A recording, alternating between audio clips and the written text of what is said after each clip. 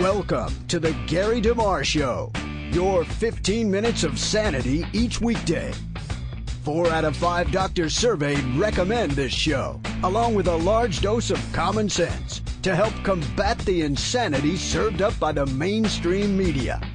And now, with today's daily recommended allowance of rationality, here's Gary DeMar. Well, welcome to today's show, and I'm not going to deal with Michael Jackson or Billy Mays or Farrah Fawcett or Ed McMahon. We're getting enough of that in the news, or Honduras, or what's going on in Iran or Northern Korea.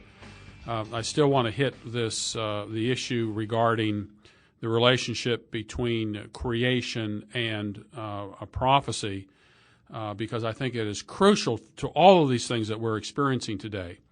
If Christians are going to impact their culture and bring about changes worldwide, there has to be a dramatic shift in eschatology, not based on wishful thinking, but on true exegesis. And what I find is that, at least in particular regarding the young earth creation movement and even probably the old earth creation movement, that there is a preoccupation with the age of the earth, and the assumption is if we would just get young people to believe in the age of the earth, and that they would then believe in the authority and integrity of the Bible, that we would see a shift among what young people believe, and they would stay in the church. I think that's naive. I don't think it's supported by the data. And if, in fact, if all of these young people did in fact believe in a young earth, it still wouldn't change a thing necessarily about their eschatology, because there's schizophrenia within the young earth movement over the use of eschatology, because the hermeneutical model that's used by a majority of young earth creationists is diametrically opposed to the dispensational position, which most dispensationalists are young earth creationists. They don't apply the hermeneutic in the same way. They come across a passage like this generation, and they say, well, it doesn't really mean the generation to whom Jesus is speaking, even though every time this is used in the New Testament, it always refers to something that is near. They'll say it's this kind of generation, or it's the generation that will see these signs that will not pass away. And so there you have to take out the word this and apply the word the. Or as Henry Morris, who's was an ardent six-day creationist, this really means that. The time text near, shortly, quickly, and at hand. These are reinterpreted to mean, well, time for God is different from time than human time. And so God is using those phrases in a way that we have to just understand that time is limitless. With God, a day is 1,000 years, 1,000 years is a day. You've heard all these eschatological arguments in order to explain futurism. And if those same arguments were used to apply to Genesis chapter 1, the young earth creationist would not have a movement. And so I've been calling upon young earth creationists, and many of them are my friends, and we work closely with a number of them, that they need to deal with the eschatological issue. That's one thing to deal with the beginning of the Bible, which is a safe area. You really don't have to do anything once you become a young earth creationist. I want to deal with both Genesis and Revelation, everything in between, actually, to show that the Bible is moving towards a particular future, and that future is established in the redemptive work of Christ, which is finished on the cross. So what the dispensational model is that it isn't finished, that we're living in a parenthesis, and we're living on the edge of some great eschatological event that's always said to be near. And while Ken Ham in his book Already Gone did a survey of issues related to creation in some respects, not the whole thing, not a single question was asked regarding eschatology. And so I went online and I went to the Left Behind site, and here's something that you'll find on their site. It says, "Are you ready for the moment of truth? Political crisis, economic crisis, worldwide epidemics, environmental catastrophe, mass disappearances, military apocalypse, and that's just the beginning of the end of the world. It's happening now. Tell others about it. Spread the word." So here you have on this site saying, look, this is all a prophetic inevitability. It's right around the corner. And in a survey that Left Behind publisher Tyndale did, says more than 50% of respondents said, "I'm anxiously expecting his return."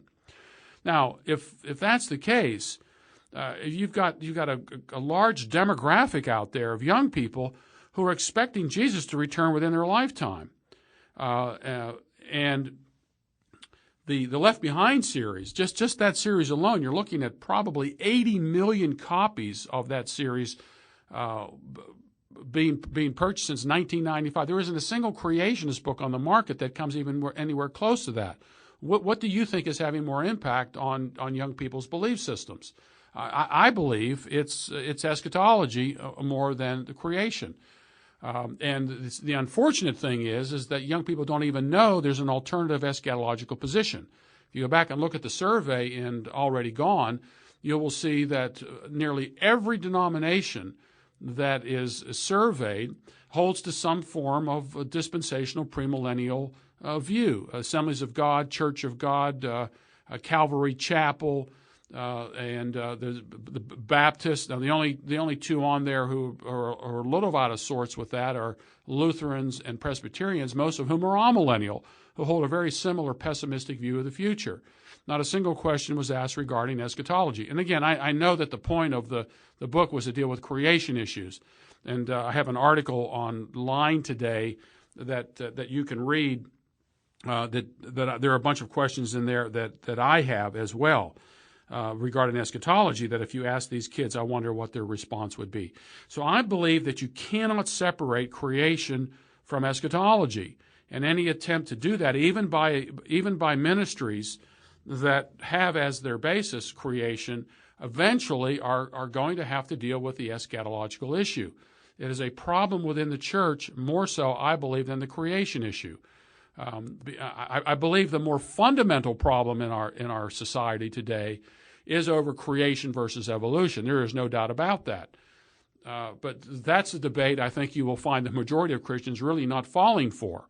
The majority of Christians don't believe in evolution of any kind. And there may be theistic evolutionists out there. I believe that's certainly a dead end, and certainly and neither provable by the Bible nor by the empirical evidence. But Christians generally aren't pure evolutionists. They're not fighting over that. There is a fight within the church over the old earth and the young earth. And as I mentioned in a previous article, even old earth creationists would say that they believe in the authority and the integrity of the Bible. That isn't the issue either.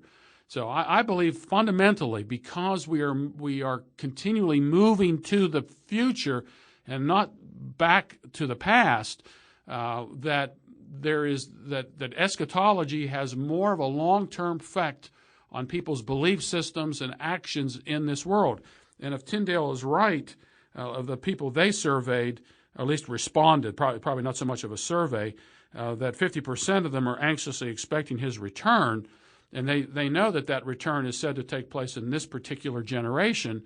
We need to get on. We need to deal with the issue of eschatology, and I know what the problem is here, because people get really out of sorts if you mess with their prophecy stuff, with their charts. If young earth creationists or old earth creationists went in there and said, we really need to take a look at the hermeneutical model that's being used to expound the prophetic system that's so prevalent today, and say you cannot be supported by the Bible. You can't make this mean that. You can't make this generation mean the generation that sees these signs. You can't make near mean far, shortly mean a long period of time. You can't make you can't change the time parameters in order to suit your particular eschatological position. I know there would be a great deal of blowback on it. We get it here, quite often. We'll get people drop off our email list because I take them to task on the eschatological issue. But I'm only trying to be consistent with the hermeneutical model. And I've challenged people when they've emailed me. I said, look, come on my show and defend your position. And I haven't had anybody take me up on it. One particular guy, for a week, I would say, look, all you got to do is come on the show. You disagree with me, support your position. If I'm so wrong about this, well, he wouldn't do it. I have asked other dispensationalists, many I'm on a first-name basis with, to come on the show to defend their position. They won't do it. They know that they cannot defend their hermeneutic outside the camp. That is, They can't go outside the dispensational camp and defend that hermeneutic. Once they do, they know that they're on ground that will not support their position. Now, this is kind of introduction to something I received over the weekend that confirmed all this for me. Because I believe eschatology not only is a cultural issue, but it's an apologetic issue. Skeptics for the longest time have been pressuring the Christians to say, on this particular issue. Jesus made specific predictions about when he was going to come. For example, in Matthew chapter 10, verse 23, you will not finish going through the cities of Israel until the Son of Man comes. Matthew 16, 27 through 28. There are some standing here who will not taste death until they see the Son of Man coming in his kingdom. Every commentator acknowledges that those passages seem to be telling us that Jesus was going to return in some capacity before that particular generation passed away. And then, of course, you get to the classic passage in Matthew chapter 24, and this is also repeated in Mark 13 and Luke chapter 21, and all three of them say, this generation will not pass away until all these things take place. And it's obvious to every Bible commentator who says, look, this generation seems to be saying that Jesus was going to return before that particular generation passed away. They know that's what the text says. They know every time that Jesus uses this generation elsewhere in the Gospels, it always refers to the generation to whom Jesus is speaking. It never refers to a future generation. So you got to go one or two ways with this. You have to say that this refers to the generation to whom Jesus was speaking, or you have to say Jesus was wrong about this. You cannot maintain that Jesus was referring to a future generation. The text won't allow that. The commentators understand it. This is why they try to get around it. Schofield tried to get around it by saying it means this race. This race will not pass away until all these things take place. The problem is the Greek word for race isn't used there. It's the Greek word for generation. The second problem is there's a logical inconsistency with it, because if you say this race will not pass away until all these things take place, and this race refers to the Jewish race, the one thing that is a solid foundational principle of the whole dispensational system is that the Jewish race goes on forever. But if you read it as this Jewish race will not pass away until all these things take place, the logical conclusion of this is that when all the events in Matthew 24 take place, then the Jewish race passes away. No, what is in fact being described as passing away in Matthew chapter 24 is a period of time.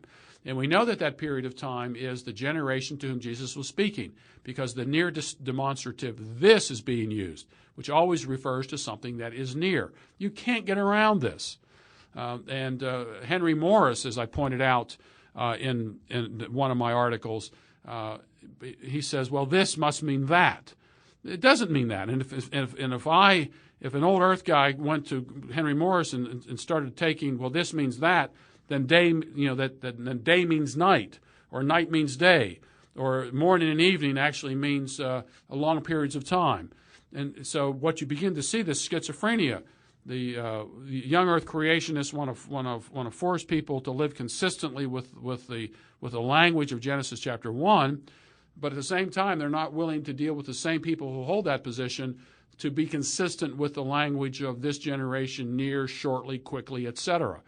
And so I'm pushing this, even among my friends, to come out of the closet on all this. If we're going to make substantial changes in our culture, we're going to have to move from the creationist position to a more consistent position on eschatology. It's American Vision, and I'll talk more about this in tomorrow's show, and tell you about an email that I received about a particular blog entry. But we have to understand that the future matters, and our perspective of the future matters enough that we need to deal with the Bible seriously about this issue, no matter what response we get from the church.